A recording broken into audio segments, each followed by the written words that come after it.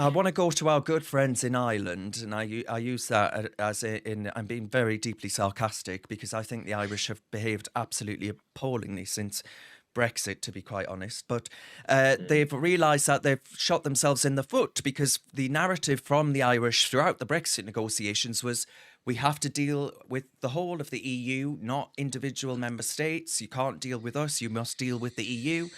Now, of course, the EU aren't that willing to take action on the fact that a load of migrants have ended up putting camps, setting up camps and tent towns essentially in Dublin, and they're going to be moved to more sanitary accommodation. As the Taoiseach says, tents will not be allowed to return. I'm not sure you have a choice actually. If there are that many people coming there and they need somewhere to stay, they are just going to stay in tents. Apparently, this has been exacerbated by a fear that they'll end up being sent to Rwanda if they stay in the United Kingdom. So they move to Ireland. And the Irish have been protesting about this. These are some of the sites here that you can see on your screens now. The tents being removed by people wearing forensic like gear. Actually, it must be filthy, and the place where the tents were had a good scrub, and the roads have been closed off whilst wearing white hazmat suits. This is one of the chaps there.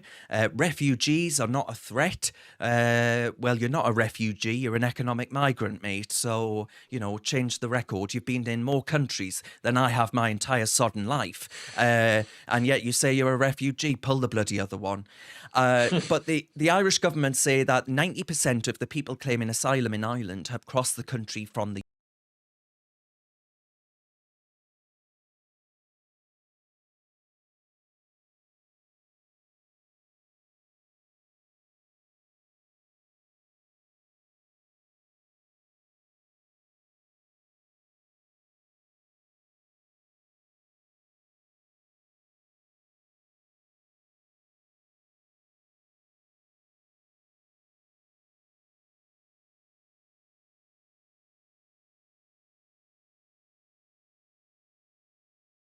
honest.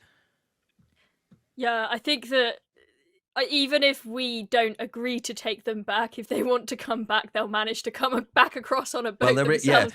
there's It's a not good like point. we're going to stop them. So, I mean, good on the Irish for actually starting to do something about this, but they shouldn't have let these people in the first place. They should have had some border control Well, in it's the a good first point place. because we've got the common travel area, so they can be sent back to London and they can get themselves to the Northern Ireland and then cross the border without any checks, right? So it's what are Ireland I going to love it. do? I love it. I love it. I love. Do you know what? It's utter hypocrisy for Ireland, who, as you said, Darren, who have talked about freedom of movement and slamming Britain and slamming the UK during the Brexit negotiations, saying that we're one block. You can't trade. You can't talk to us about one thing. It's got to be everybody. And you know what? Coming from an EU country, it's utterly hypocritical for them to say we're going to send them back to you guys in Britain, but you can't do the same with France. What an utter joke. I mean, Yeah. it really has exposed the political bloc of European countries for what they are. And this agenda that they pretend to all be around only suits them until it works against them. And you're going to quickly find, I think we were talking about this earlier, Darren, Sinn Féin, who are responsible for Mm. all these policies and are the ones encouraging refugees welcome here. This is the Oh same as yeah, the they Labour love Party, it. by They the way. love it. Get their little banners like refugees welcome here. It's like, well, okay, you're Free encouraging it. Gaza, free Gaza. Free Gaza, bring the refugees to us. We'll have them. Well, guess what? Wait and see how the electorate respond to you. Because I'm telling you what, if there is a presidential election in Ireland coming up soon, I don't know if there is because I've got no clue about it whatsoever. No, there But is I'd a love general to election, though. Yeah, I mean, really. but the president's more of a sort of like honorary thing anyway. But the Parliament, Sinn Féin are supposed to be. They have a majority in Northern Ireland, and the idea was that they would win a majority in the Republic of Ireland. But actually, I think you're right. I think this has exposed Sinn Féin because they are trying to be something to everyone. These progressive hard left outfit saying come one come all, Ireland welcomes all, and a quite conservative Irish electorate are saying No, thank you. Yeah. How does no grab you, to be perfectly frank? And yes, I mean, I just want to say thank you to Jim, by the way, because he says, first time I've seen you guys live. Brilliant to see. Decent chat without an agenda. I do have an agenda right now, by the way, Jim, and it's to get rid of Sinn Féin because I can't stand them.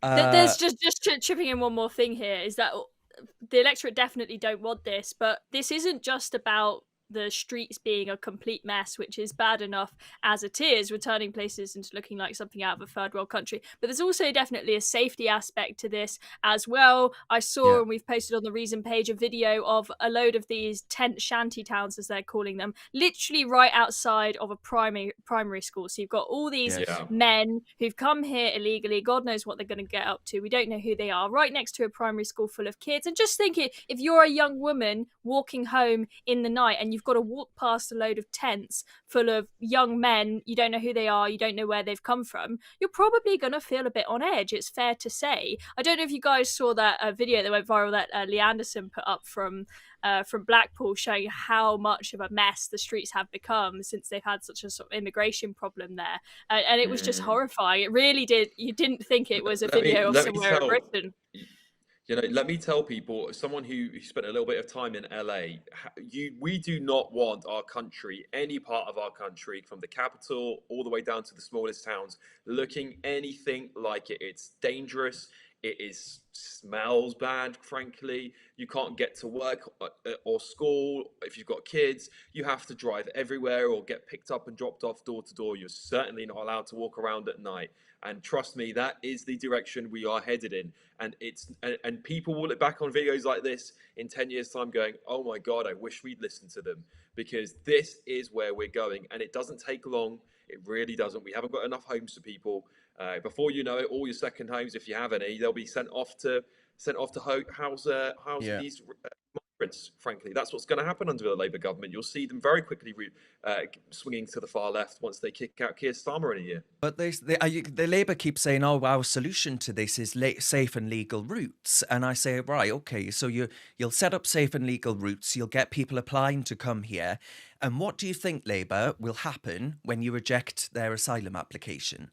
Well, guess what? They get to France, they get themselves in a dinghy, they cross the English Channel, they end up here, and then you're not going to tell them to go back home and sod off, right? You're going to say, oh, we must be welcoming and kind and tolerant and liberal, isn't it great? Woo! And it's just going to be the same clusterfuck over and over again. So I'm not buying it, and you're a liar, frankly. But Ireland say they're going to redesignate the UK as safe for asylum, I mean, you couldn't make this up, could you? The idea that the UK was ever unsafe, but we're only unsafe thanks to the mass migration that these people are championing every 2 minutes. See, this is my theory, is that there is a peak to the bell curve with the illegal migration, because the more illegal migration we get, we will reach a point where the country has turned to shit so much that people just don't want to come here and it's an unsafe country. People will be leaving the UK on a small boat to go somewhere nicer. Yeah, AD says they are starting out on Twitter. They are starting this with Gaza and the USA now. I saw AD. that. Yeah. AD is great, by the way. Oh, really? I've never come across AD. Yeah. AD is great. Lots of good posts online. Please give AD check AD out in a good way, hopefully. Yes, and anyone that's not on X, do get on X, because Elon Musk is doing a fantastic job for freedom of expression. Always Pooh has a very funny comment. Imagine Darren uncensored on GP News, way more viewers.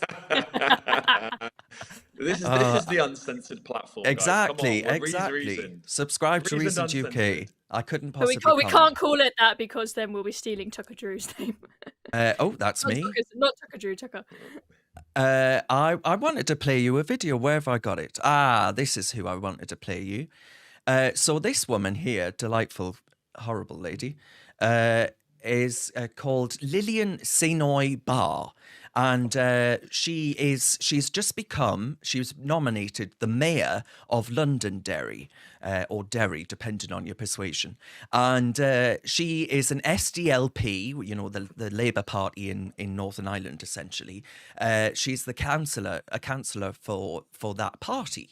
And she was nominated to become the next mayor, and that caused a resignation within their ranks, right? One of the blokes said, hang on a minute, I don't really think she's qualified for that position, and they resigned. And this is a woman. She was born in Kenya. She came over as a refugee, right? And she labelled the Irish, who are arguing in favour of robust border protection and for everything that Chloe's just mentioned, you know, tents outside of schools and all these other things, to get rid of those, because let's not forget, just where I am right now, we had a Syrian man jailed for raping a girl, a teenager, in a child, essentially. And he's just been banged up. The BBC did a massive puff piece on him as well, and look what happened there. But this woman, have a listen to what she has to say, because I thought it was actually outrageous. Everyone is living on edge right now, and we need to do something about it. We cannot continue ignoring that this is a small minority of far-right movement. It is an organized terrorist group of people who want to harm immigrants in this country, and we have to take action now. We can't keep on calling them a small, dangerous group of people, because it is an organized group of people who are radicalizing young people and encouraging them to go and harm others who are just living peacefully, who wants to live a peaceful life in this country. Every dangerous group. So she uses the word terrorist there. I mean, that's an outrageous slander of these people, right? Who are just seeking to not have illegal aliens in their country. I don't think that's at all I imagine there would be a fair few people in Kenya, Alex, who would say, hang on a minute, if, you know, suddenly a troop of British people started in the thousands flocking over there in small bloody boats. It's probably landlocked, but yeah, you'd get my gist. Yeah. But you know, it's utter hypocrisy, isn't it? I mean, you know, if people don't want this, who has voted? I just want to, you know, if you did a national poll, and everyone got to vote tomorrow, overwhelmingly, and I put it in the 80% upwards, people who said, would you like illegal migrants to come into your country? 80% or more would tell the government to F off. Like, quite frankly, the problem is that people are fed up. Politicians aren't listening. They're following their political ideological agenda, the globalist agenda, to flood our country full of as many people as possible. And they're not being listened to. Local communities are being overwhelmed. In fact, you've got some villages and towns that have more migrants than there are people who live there. What's that going to do to that town? It's a disaster. Yeah. Social people are rebelling cohesion, what they can. Yeah, well, they're not. This is not that. That's not. What's the word I'm looking for? That's not cohesion. That's not assimilation. That is forced agenda setting. And there is no plan after that. They're just going to. The government will leave them there and tell them good luck. And their towns are ruined forever. Small little towns in England, Ireland. Chloe, would you be voting for this mayoress if you were in Londonderry? I think you can guess how I would vote. I definitely would not be voting for her. I think, Alex, you put that brilliantly. We've got voters up and down across the country and across the world who just feel like democracy isn't working and that the politicians don't represent them at all, because they vote time and time again for controls on immigration, especially illegal migration, and nobody listens to them. And then you have people like this crazy woman saying, you know, that old chestnut, far right, you're far right if you think that we need controls on immigration, which is just insane. And here going so far as to call you a terrorist if you think that we should have border control. And it's just so disingenuous to the hardworking people of the country who just want societal cohesion. They want the streets to be clean. They want lower crime. They want to know who's in their country. They want to be able to afford to buy a house, which is becoming that issue is becoming even worse when you've got mass migration. If you look at legal, the size of about Birmingham each year, which is just untenable. That's another note. But it's completely reasonable for people to take issue with the current state of migration, both legal and illegal. And people like this, it just make us all lose faith in democracy. Have you got what it takes to be a reasoned presenter? Well, send us a short clip of yourself to join@reasoned.uk and we might be seeing you on this very channel very soon indeed.